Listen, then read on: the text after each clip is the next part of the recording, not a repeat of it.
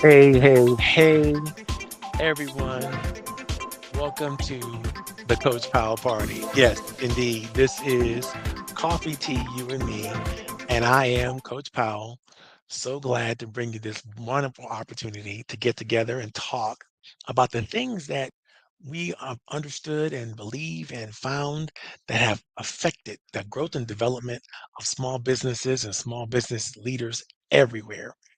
As you know, I am dedicated to small business and entrepreneurial ventures and making sure that you have everything you need to grow your team, grow your talent, grow your infrastructure, grow everything you need to be successful in your entrepreneurial venues.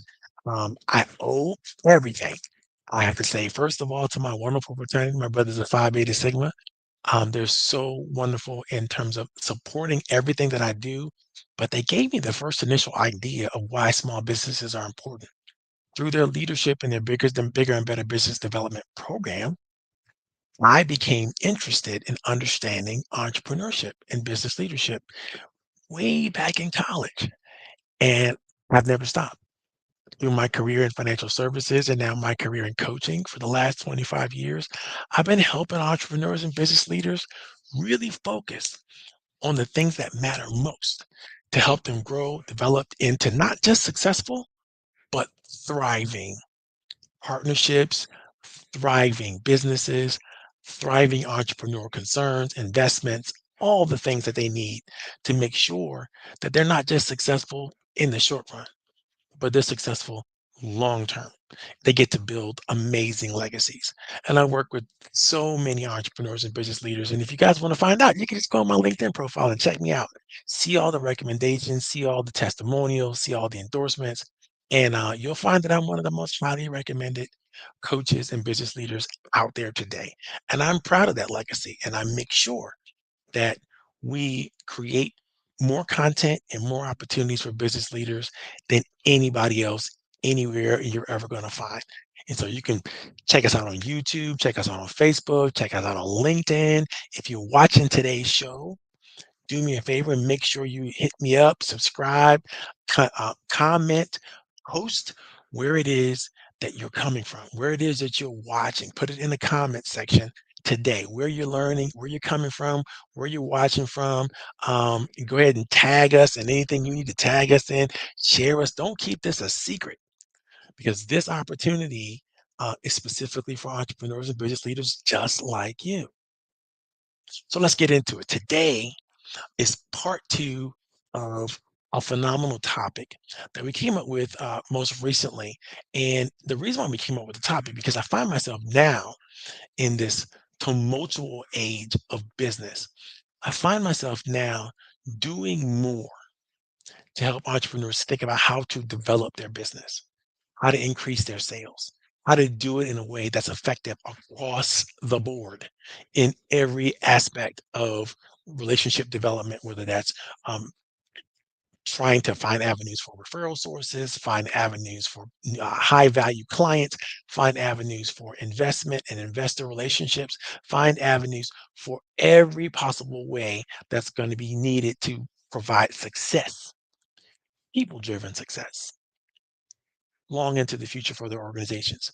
And we find that a lot of entrepreneurs and business leaders simply don't have the business development skills that they need to have. So, what we're going to talk about today is we're going to talk specifically about some of the key failures that happen to entrepreneurs and business leaders that they might not even see coming because they haven't developed a wonderful business strategic development strategy.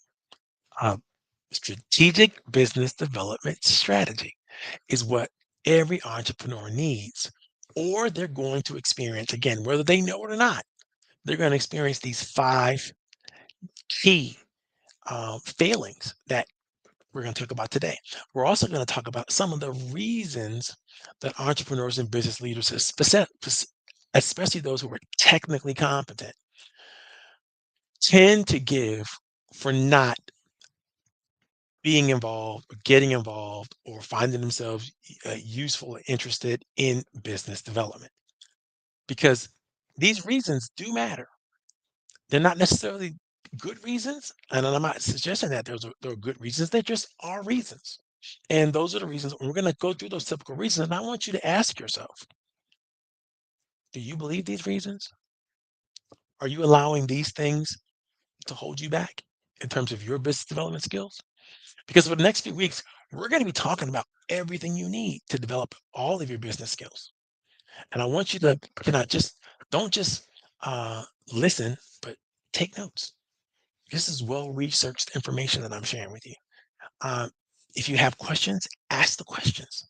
This is a business friendly channel. So if you have questions, put it in the chat. Don't be afraid to ask questions. Don't be afraid to even make comments. The more comments you make, the more the universe begins around us as we're building this strategy to look into it and maybe post it into their chat GBT or focused on how they're going to use their AI to come up with some answers to that questions that might be helpful to you and repost it back to you. So make sure that you take advantage of this and ask the questions that you need to ask. So let's get into it. There are 5 systematic fails that business leaders and businesses deal with when they are not great at developing a wonderful business development strategy for themselves and their team. And I'm going to read them off to you at the list really quickly, but I'm going to go back in and I'm going to explain each and every aspect of the list. Thing number one, in terms of systemic failures, is stalled career progression. Number two, they experience reduced revenues and missed opportunities and deals. Number three, they experience weaker professional networks. Number four, poor leadership readiness. And number five, finally, is lower team morale and client trust. Now, I don't know about you, but all 5 of these fails are not something that I could tolerate. But what we find is that entrepreneurs sometimes are so used to not being great at business development, they take these failures as just a part of doing business, something that they're going to experience all the time. And this is not necessarily true because when you develop the skills that you need, you don't have to experience these failures. Once again, all systemic failures are recurring. They are predictable breakdowns in your career trajectory, your team performance, and your organizational growth. These things arise when your business development skills, prospecting, relationship building, value articulation, and deal structuring have been neglected. We're going to repeat. If your business development skills, prospecting, relationship building, value articulation, and deal structuring are neglected, you are going to experience one, if not all 5 of these systematic failures. And if your habit is to not even think about business development, not even worry about business development, not develop any strategies for business development, then you probably are experiencing these things right now, even if you don't really know what they are or have been able to articulate them. So let's talk about number one. When you know your career progression has stalled, what happens? There's fewer promotion opportunities that come your way. And you tend to plateau at these mid-level roles. For those of you who are working in someone else's business or organization, and you feel like you've experienced lost earnings or lower internal mobility, you might be experiencing a stall in your career progression.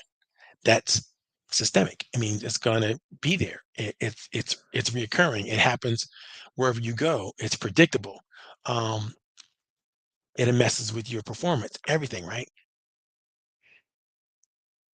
Well, what the research shows is that your career development is closely correlated with your ability to develop new opportunities and outperform your peers in that same category.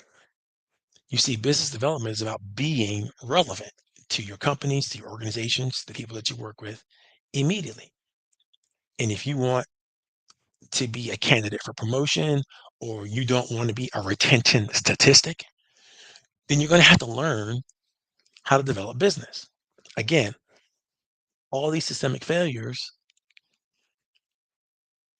are due to neglect, either neglect on your personal part, neglect on your organization, but they're not developing you in this way, not helping you learn these skills. There's nothing that is more tragic to see a business who should be getting opportunities or business person who should be getting opportunities miss those opportunities due to unreadiness or neglect. You see, your career might be stalled. That's thing one. But thing two is you might be experiencing reduced revenue and missed deals and missed opportunities. And this again is because you haven't developed the business development competencies needed and stay in front of that, right? You're going to have, you might have deals in your pipeline, but they're not going to convert as well as they should convert, as fast as they should convert, at higher enough numbers for them to make sense. You might have strategic partnerships, but you're going to have fewer and lower quality strategic partnerships if you're not good at developing your business, if you're not good at BD, right? This is going to directly lead to loss of sales and growth opportunities. Now, I don't have to tell you what happens to businesses that don't grow. They're dying right in front of us, right? You can see how many times you've gone to a store or past a store that should be busy at a certain time of the day, and they are not. It's barely one or two people in there, and this is happening over and over and over again. That cannot last. Well, that will only last as long as whoever the entrepreneurs who are backing it are tolerating it and allowing it to be a sinking ship, right? What's needed? BD competency. This is linked to the ability to identify and close great deals. Um, you're going to have a better go to market ready, effective strategy when you have a great BD competent organization, when you have a great BD culture, when you have an amazing business development mindset. All of this is very, very important. Now, of course, if you're not growing, right, that means you're not succeeding in a way that others can say, "Oh, wow, look at that. That's happening. That's good. That's making sense," right? And something happens with the people that you surround yourself with when they see you failing. They may not tell you, "Oh, your business used to be like this, and you used to be doing these things, and you used to be, you know, on the upward trajectory." We could tell. But now we see you like just kind of treading water, or you're just kind of standing still. Um, that leads to like number three, right? Which is a weaker professional network. People don't want to hang out and they don't want to support people that are failing, people that are losing. In fact, we all like to support winners. The reason why our favorite artist is our favorite artist is because they've been presented in front of us in ways that we can hear and understand, and because somebody looked at them and said, "You're a winner. We're going to promote your thoughts, your ideas, your business, your everything," right? And so think about that. PR shouldn't be something that you have to run out and get.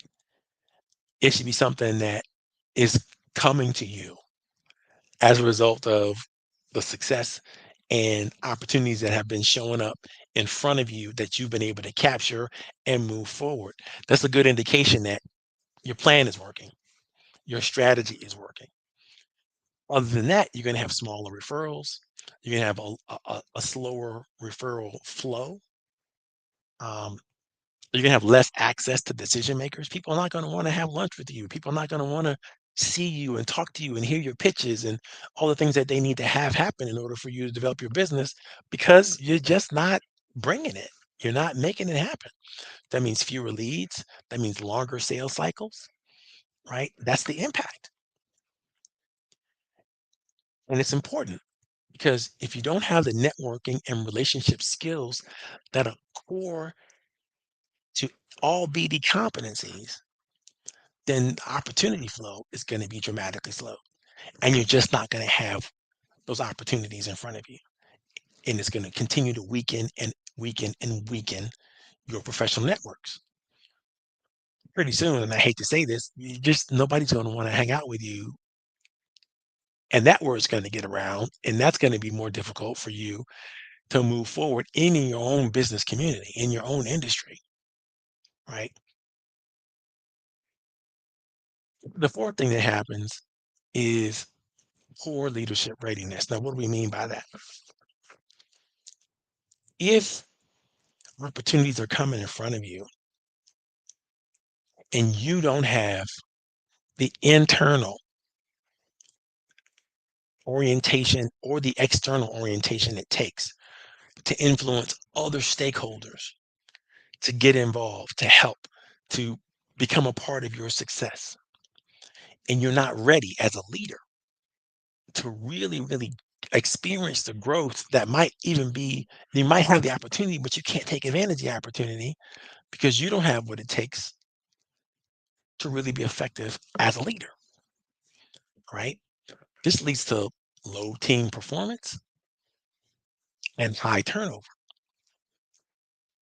So leaders that don't have good BD skills, the research shows that there's a large reduction in that leader's effectiveness and ability to create the things that they need to create for themselves and for their team. That can't feel good. In fact, what it leads to is number five: lower team morale and client trust. I can't say this enough. Again, I indicated earlier, right? We like working with winners. We like working with people who believe in themselves. We like working with people who have a plan. We like working with people who can help us feel a sense of safety and security. Our clients like it. Our investors like it. Our supporters and stakeholders like it. And when that reputation gets damaged because clients can sense it when there's a weaker value proposition, they can sense it. Investors can sense it when your team is falling apart and it doesn't seem like it's very strong, and you're experiencing a higher churn rate in terms of how your business is producing and coming forward, um, and you're it's constantly having to replace systems and people and processes and strategy and systems and people and process, and it seems like that's more than most are experiencing. Then you're gonna experience lower team morale. Everybody's gonna know it's a sinking ship. And you're even going to attract people who are vipers, who are really, they don't mean anything good, and they're willing to work for the lower funds that you can pay them because you don't have enough business to pay them well, right? And they'll tolerate your poor management skills because they've already said they're willing to work for a pittance, and they're not going to give you their best. It's impossible. um, think about it. How well would you perform on a losing team? So you need to have your business development strategy work, and it needs to be great. It needs to be transparent and open, for everybody to participate in your organization, or you're going to have dissatisfied people. You're going to have people who don't really care anymore about the business, and they're not really going to put their best foot forward if they ever were going to put their best foot forward. So some suggestions about how you can avoid these five systemic things that are all evidence backed. You can go on LinkedIn Learning. You can go on Harvard Business Publishing. You can go on BDA.global, and you'll find these same statistics and ideas that I'm going to be sharing with you today. Number one, you need to invest in targeted business development, training, and coaching. This is going to restore your pipeline skills and negotiation ability. Number two, you need to come up with the measurements that you need to measure so that your BD outcomes match your BD activity, right? We want to see pipeline velocity. We want to see conversion. We want to see partner introductions. And we want to see all of that tied into the developmental plans of your people, especially those people who are client facing in your organization. If that person is you, then it needs to be you. It needs to be part of your own personal and professional development plan. The third thing you might want to do is rotate people. This is how you build a culture of business development, right? Rotate people into client facing roles. Don't just leave it to one person or two people or three in your organization. The larger your organization is, the more you need to have more people in terms of percentage of people involved in the business development strategy for your organization. This helps you build a larger network and a larger platform of credibility that you can be able to stand on. Now, a lot of you are asking, so if I had to do all this, if I try to do all this by myself, coach, what would I need to do? Well, number one, you need to audit. You need to audit your business development metrics. How's your pipeline going? How are your meetings going? How are your referrals going? What are the quality and what are the numbers that drive those three areas? You need to enroll personally in a short business development course or coaching program. You can find them on LinkedIn Learning. You can find them on BDA Global. You can call me. Our numbers rolling across the screen. Create, and I suggest everybody do this, create and set a 90-day plan with measurable business development activities, XYZ meetings, XYZ proposals, XYZ partnerships that you're going to develop. And it's super important that you have a skilled business development recovery plan that you are working through, that you are going to, that will help develop the techniques, the strategy, um, the tactics that you're going to use in your business development program. Now, a lot of professionals say, "Oh, I can't do this BD thing. I'm not good at it. I suck at it. It's not for me, and I'm not going to even try to develop the skills." Here's the good news: everyone can develop business development skills. But here are the reasons why a lot of people don't, because they equate business development with manipulation or selling. No one wants the pushy salesperson.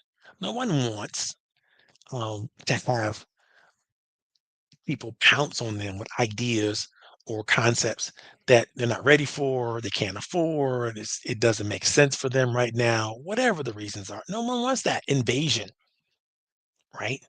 But good business development is not that.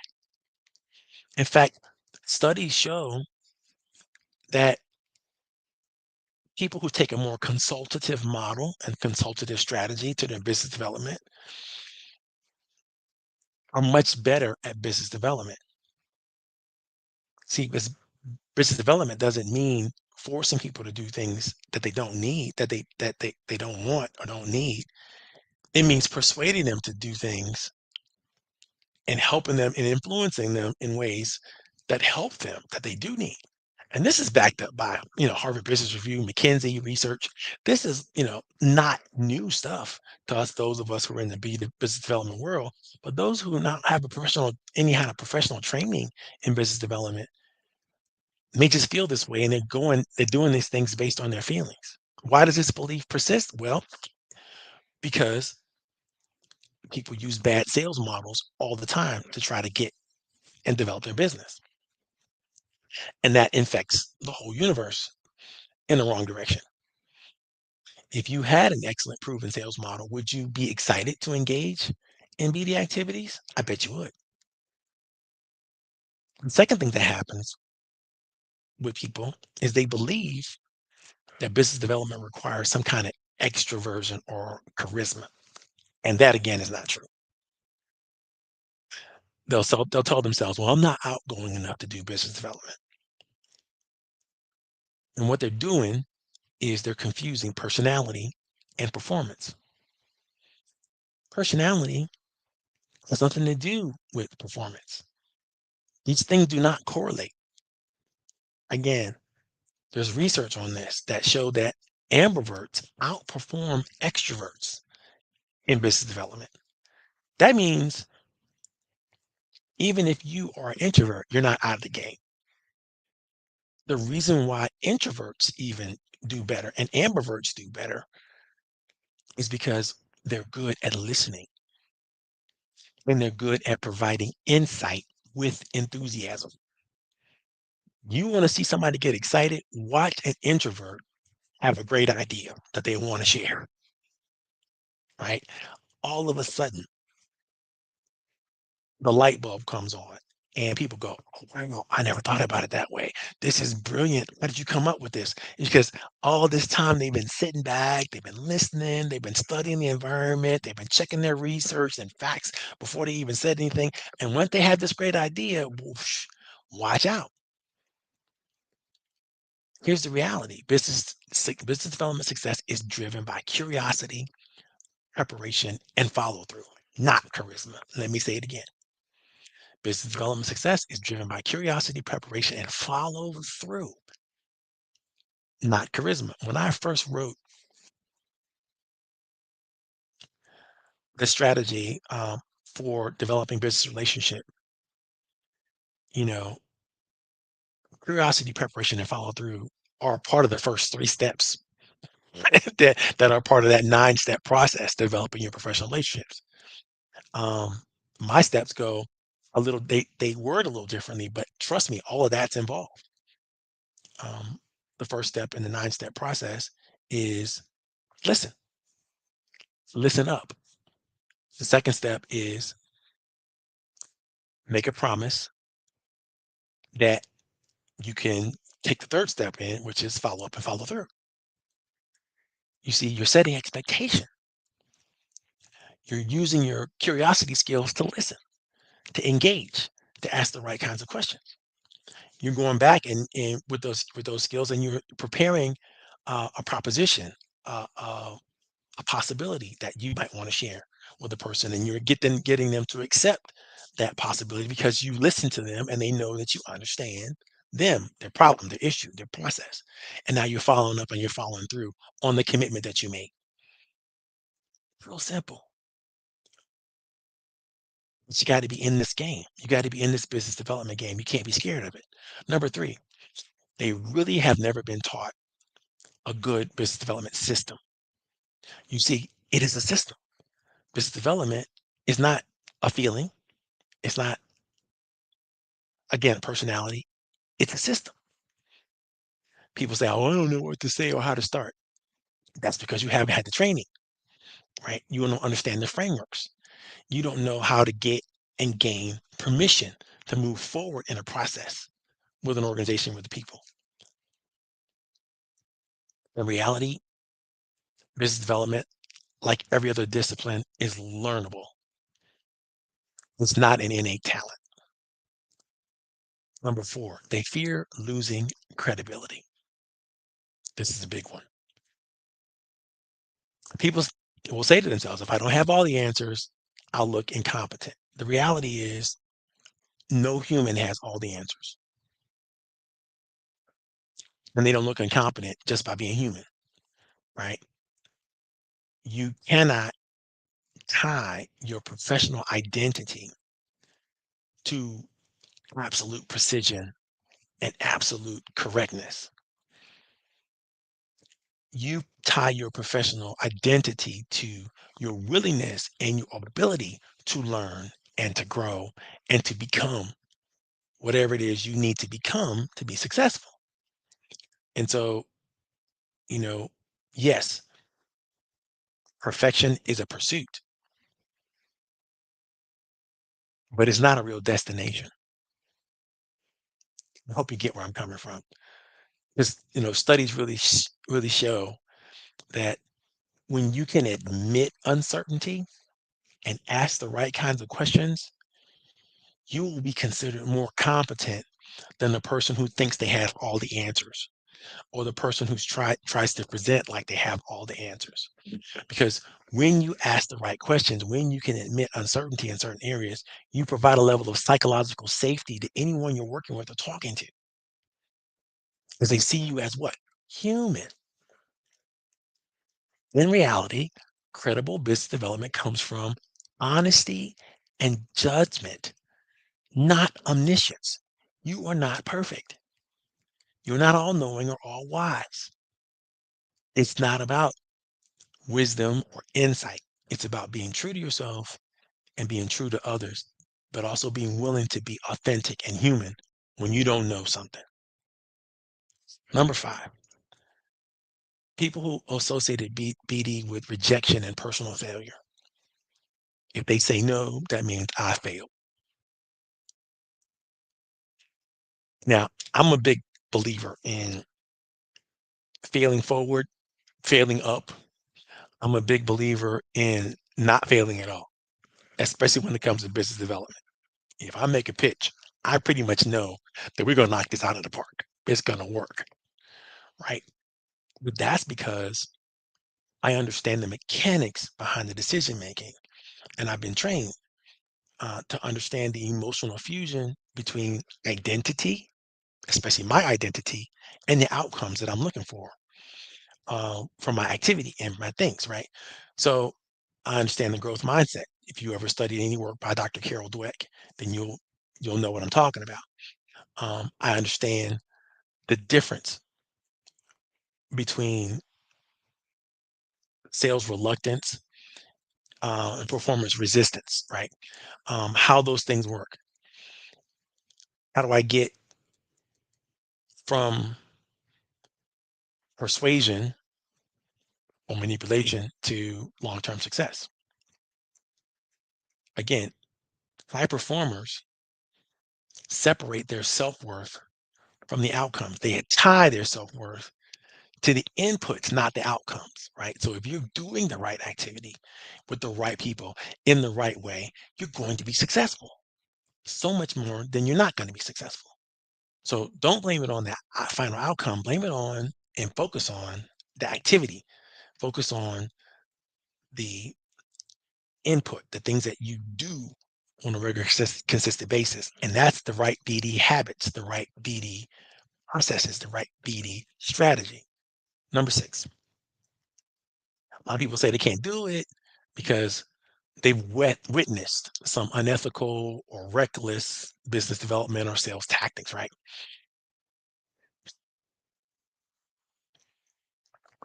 And they really do believe that everybody in business development hurts the process delivery or they burn relationships.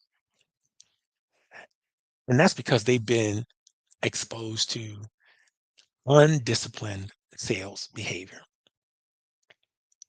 People who approach sales and they're desperate let themselves they set themselves up for failure. People who are trying to fill a sales quota or a goal, and every time they work with somebody or talk to somebody, they have what a friend of mine, and I give a shout out to Mr. Daniel Winton who taught me this one. They have what's called commission breath, right? They're looking to spend the money they haven't even made yet on a deal or or a sale or whatever that is. And what happens is this creates a systemic uh, failure process that continues to compound because the more desperate you are, the more greedy you are, the more focused you are on closing the deal, then the less you will focus on the relationships that are underneath every deal. And bad business development, quite frankly, is a governance failure. not a role failure. It's a governance of the behavior of the business development participant or specialist or whatever that person is. When you're engaging in bad behavior, then you're going to experience bad results.